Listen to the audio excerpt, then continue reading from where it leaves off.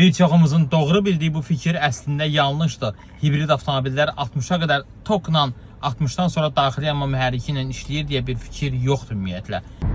Hal-hazırda avtomobil 78 km/saat sürətlə hərəkət edir və hibrid rejimdədir. Hibrid rejimdə olmağını sol tərəfdə yerləşən mavi dairənin aşağıda olmağından görə bilərsiniz. Həmin o dairə avtomobilin dövrlər sayını göstərir. Full hibrid avtomobillərdə daxili yanma mühərriki ilə elektrik mühərriki paralel şəkildə avtomatik seçim əsasında işləyirlər.